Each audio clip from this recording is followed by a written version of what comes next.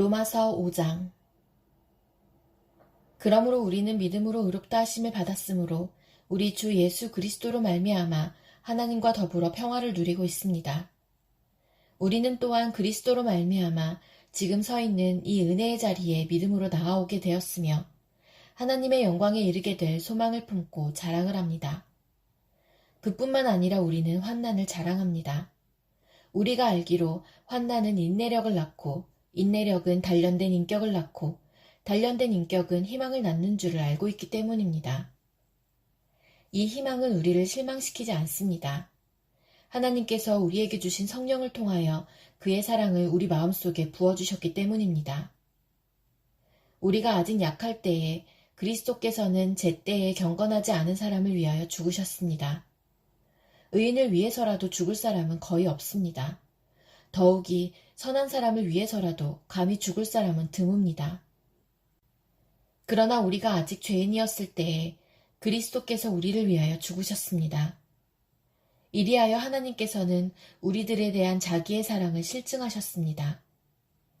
그러므로 지금 우리가 그리스도의 피로 의롭게 되었으니 그리스도로 말미암아 하나님의 진노에서 구원을 얻으리라는 것은 더욱 확실합니다. 우리가 하나님의 원수일 때에도 하나님의 아들의 죽으심으로 말미암아 하나님과 화해하게 되었다면 화해한 우리가 하나님의 생명으로 구원을 얻으리라는 것은 더욱더 확실한 일입니다.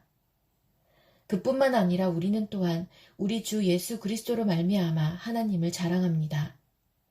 우리는 지금 그로 말미암아 하나님과 화해를 하게 된 것입니다. 그러므로 한 사람으로 말미암아 죄가 세상에 들어왔고 또 그 죄로 말미암아 죽음이 들어온 것과 같이 모든 사람이 죄를 지었기 때문에 죽음이 모든 사람에게 이르게 되었습니다. 율법이 있기 전에도 죄가 세상에 있었으나 율법이 없을 때에는 죄가 죄로 여겨지지 않았습니다. 그러나 아담 시대로부터 모세 시대에 이르기까지는 아담의 범죄와 같은 죄를 짓지 않은 사람들까지도 죽음의 지배를 받았습니다. 아담은 장차 오실 분의 모형이었습니다. 그러나 하나님께서 은혜를 베푸실 때에 생긴 일은 아담 한 사람이 범죄했을 때에 생긴 일과 같지 않습니다. 한 사람의 범죄로 많은 사람이 죽었으나 하나님의 은혜와 예수 그리스도 한 사람의 은혜로 말미암은 선물은 많은 사람에게 더욱더 넘쳐나게 되었습니다. 또한 하나님께서 주시는 선물은 한 사람의 범죄의 결과와 같지 않습니다. 한 범죄에서는 심판이 뒤따라와서 유죄 판결이 내려졌습니다마는 많은 범죄에서는 은혜가 뒤따라와서 무죄 선언이 내려졌습니다. 아담 한 사람의 범죄 때문에 그 한 사람으로 말미암아 죽음이 왕노릇하게 되었다면 넘치는 은혜와 의의 선물을 받는 사람들은 예수 그리스도 한 분으로 말미암아 생명 안에서 왕노릇하게 되리라는 것은 더욱더 확실합니다. 그러니 한 사람의 범죄 행위 때문에 모든 사람이 유죄 판결을 받았는데 이제는 한 사람의 의로운 행위 때문에 모든 사람이 의롭다는 인정을 받아서 생명을 얻게 되었습니다. 한 사람이 순종하지 않음으로 말미암아 많은 사람이 죄인으로 판정을 받았는데 이제는 한 사람이 순종함으로 말미암아 많은 사람이 의인으로 판정을 받을 것입니다. 율법은 범죄를 증가시키려고 끼어들어온 것입니다. 그러나 죄가 많은 곳에 은혜가 더욱 넘치게 되었습니다. 그것은 죄가 죽음으로 사람을 지배한 것 같이 은혜가 의를 통하여 사람을 지배하여 우리 주 예수 그리스도로 말미암아 얻는 영원한 생명에 이르게 하려는 것입니다. 로마서 6장. 그러면 우리가 무엇이라고 말을 해야 하겠습니까? 은혜를 더하게 하려고 여전히 죄 가운데 머물러 있어야 하겠습니까? 그럴 수 없습니다. 우리는 죄에는 죽은 사람인데 어떻게 죄 가운데서 그대로 살 수 있겠습니까? 세례를 받아 그리스도 예수와 하나가 된 우리는 모두 세례를 받을 때에 그와 함께 죽었다는 것을 여러분은 알지 못합니까? 그러므로 우리는 세례를 통하여 그의 죽으심과 연합함으로써 그와 함께 묻혔던 것입니다. 그것은 그리스도께서 아버지의 영광으로 말미암아 죽은 사람들 가운데서 살아나신 것과 같이 우리도 또한 새 생명 안에서 살아가기 위함입니다. 우리가 그의 죽으심과 같은 죽음을 죽어서 그와 연합하는 사람이 되었으면 우리는 부활에 있어서도 또한 그와 연합하는 사람이 될 것입니다. 우리의 옛사람이 그리스도와 함께 십자가에 달려 죽은 것은 죄의 몸을 멸하여서 우리가 다시는 죄의 노예가 되지 않게 하려는 것임을 우리는 압니다. 죽은 사람은 이미 죄의 세력에서 해방되었습니다. 우리가 그리스도와 함께 죽었으면 그와 함께 우리도 또한 살아날 것을 믿습니다. 우리가 알기로 그리스도께서는 죽은 사람들 가운데서 살아나셔서 다시는 죽지 않으시며 다시는 죽음이 그를 지배하지 못합니다. 그리스도께서 죽으신 죽음은 죄에 대해서 단번에 죽으신 것이요. 그분이 사시는 삶은 하나님을 위하여 사시는 것입니다. 이와 같이 여러분도 죄에 대해서는 죽은 사람이요. 하나님을 위해서는 그리스도 예수 안에서 살고 있는 사람이라는 것을 알아야 합니다. 그러므로 여러분은 죄가 여러분의 죽을 몸을 지배하지 못하게 해서 여러분이 몸의 정욕에 굴복하는 일이 없도록 하십시오. 그러므로 여러분은 여러분의 지체를 죄에 내맡겨서 불의의 연장이 되게 하지 마십시오. 오히려 여러분은 죽은 사람들 가운데서 살아난 사람답게 여러분을 하나님께 바치고 여러분의 지체를 의의 연장으로 하나님께 바치십시오. 여러분은 율법 아래 있지 않고 은혜 아래 있으므로 죄가 여러분을 다스릴 수 없을 것입니다. 그러면 어떻게 해야겠습니까? 우리가 율법 아래 있지 않고 은혜 아래에 있다고 해서 마음 놓고 죄를 짓자는 말입니까? 그럴 수 없습니다. 여러분이 아무에게나 자기를 종으로 내맡겨서 복종하게 되면 여러분은 여러분이 복종하는 그 사람의 종이 되는 것임을 알지 못합니까? 여러분은 죄의 종이 되어 죽음에 이르거나 아니면 순종의 종이 되어 의에 이르거나 하는 것입니다. 그러나 하나님께 감사하는 것은 여러분이 전에는 죄의 종이었으나 이제 여러분은 전에 받은 교훈에 본해 마음으로부터 순종함으로써 죄에서 해방을 받아서 의의 종이 된 것입니다. 여러분의 이해력이 미약하므로 내가 사람의 방식으로 말하겠습니다. 여러분이 전에는 자기 지체를 더러움과 불법의 종으로 내맡겨서 불법에 빠져 있었지만 이제는 여러분의 지체를 의의 종으로 바쳐서 거룩함에 이르도록 하십시오. 여러분이 죄의 종일 때에는 의에 얽매이지 않았습니다. 여러분은 그때 무슨 열매를 거두었습니까? 이제 와서 여러분이 그러한 생활을 부끄러워하지만은 그러한 생활의 마지막은 죽음입니다.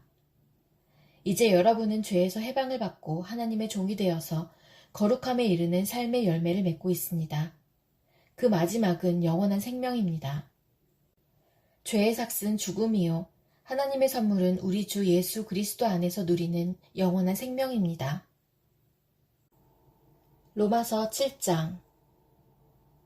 형제자매 여러분, 나는 율법을 아는 사람들에게 말을 합니다. 율법은 사람이 살아있는 동안에만 그 사람을 지배한다는 것을 알지 못합니까? 결혼한 여자는 그 남편이 살아있는 동안에는 법으로 남편에게 매여 있으나 남편이 죽으면 남편의 법에서 풀려납니다. 그러므로 남편이 살아있는 동안에 그 여자가 다른 남자에게로 가면 그 여자는 가늠한 여자라는 말을 듣게 됩니다. 그러나 남편이 죽으면 그 법에서 해방되는 것이므로 다른 남자에게로 갈지라도 가늠한 여자가 되지 않습니다. 나의 형제자매 여러분, 그러므로 여러분도 그리스도의 몸으로 말미암아 율법에 대해서는 죽임을 당했습니다. 그래서 여러분은 다른 분, 곧 죽은 사람들 가운데서 살아나신 그분에게 속하게 되었습니다. 그것은 우리가 하나님을 위하여 열매를 맺게 하기 위함입니다. 이전에 우리가 육신을 따라 살 때에는 율법으로 말미암아 일어나는 죄의 욕정이 우리 몸의 지체 안에서 작용해서 죽음에 이르는 열매를 맺었습니다. 그러나 지금은 우리를 올감했던 것에 대하여 죽어서 율법에서 풀려났습니다. 그래서 우리는 문자에 얽매인 낡은 정신으로 하나님을 섬기지 않고 성령이 주시는 새 정신으로 하나님을 섬깁니다. 그러면 우리가 무엇이라고 말을 하겠습니까? 율법이 죄입니까? 그럴 수 없습니다. 그러나 율법에 비추어 보지 않았다면 나는 죄가 무엇인지 알지 못하였을 것입니다. 율법에 탐내지 말아라 하지 않았다면 나는 탐심이 무엇인지를 알지 못하였을 것입니다. 그러나 죄는 이 계명을 통하여 틈을 타서 내 속에서 온갖 탐욕을 일으켰습니다. 율법이 없으면 죄는 죽은 것입니다.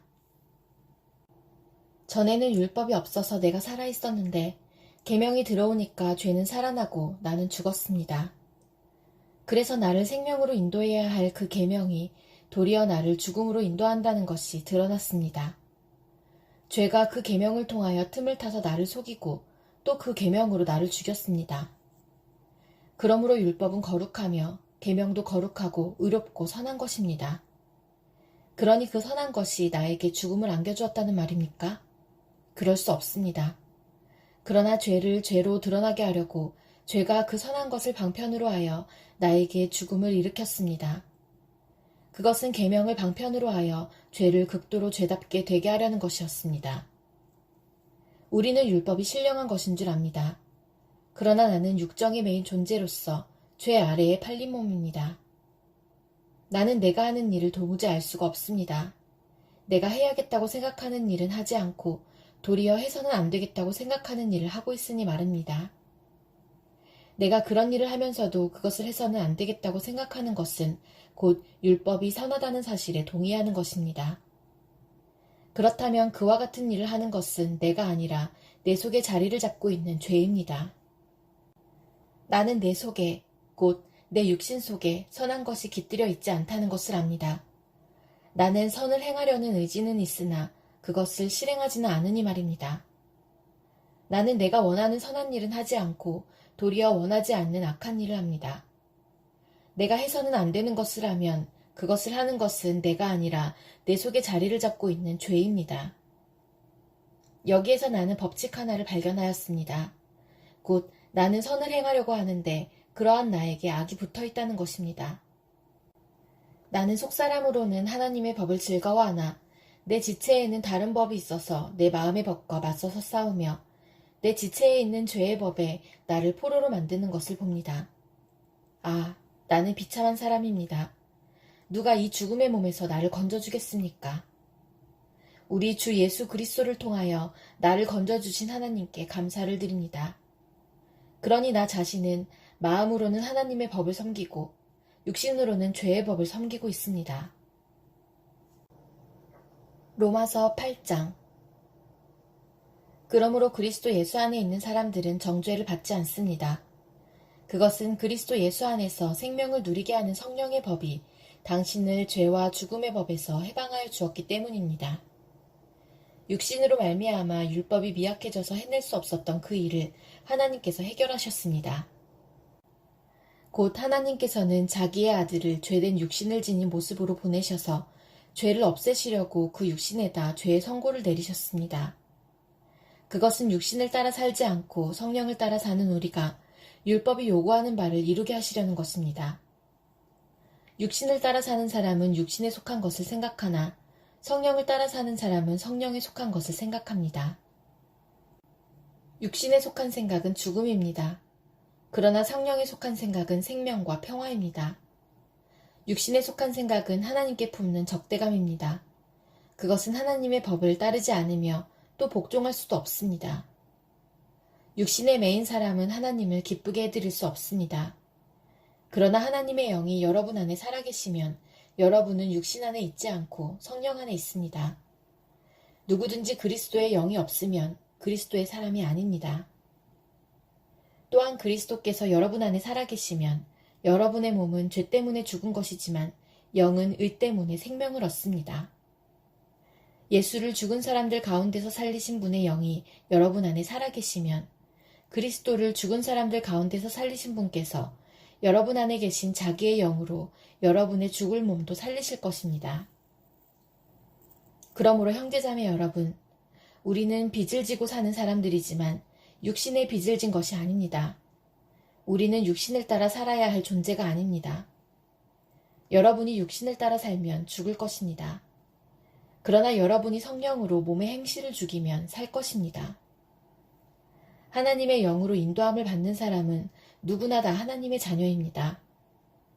여러분은 또다시 두려움에 빠뜨리는 종살이의 영을 받은 것이 아니라 자녀로 삼으시는 영을 받았습니다.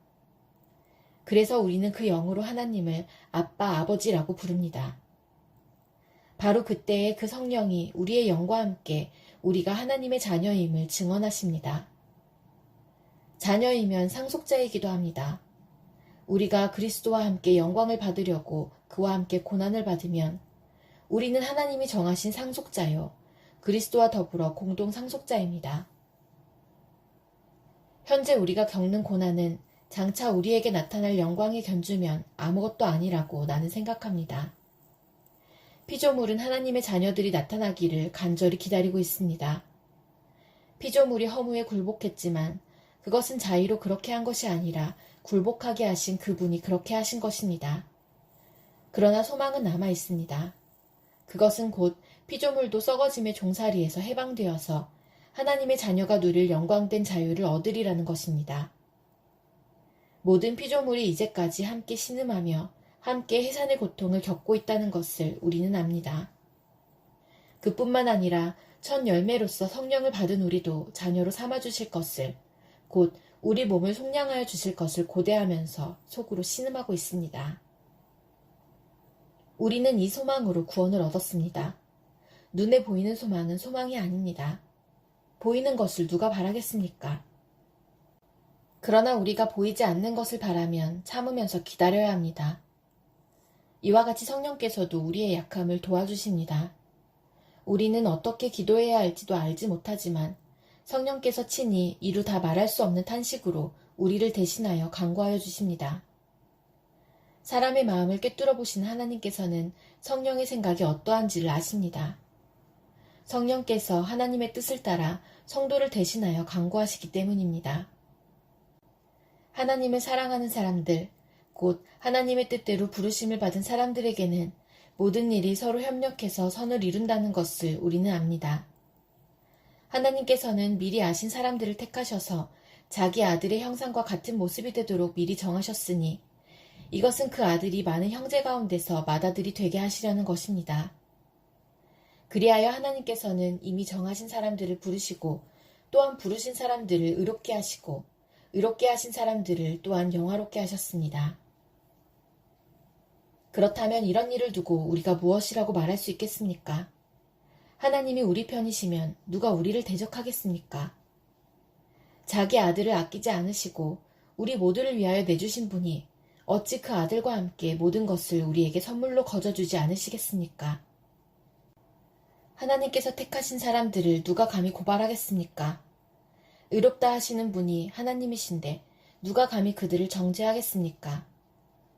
그리스도 예수는 죽으셨지만 오히려 살아나셔서 하나님의 오른쪽에 계시며 우리를 위하여 대신 간구하여 주십니다. 누가 우리를 그리스도의 사랑에서 끊을 수 있겠습니까? 환난입니까? 공고입니까? 박해입니까? 굶주림입니까? 헐벗음입니까? 위협입니까? 또는 칼입니까? 성경에 기록한 바 우리는 종일 주님을 위하여 죽임을 당합니다.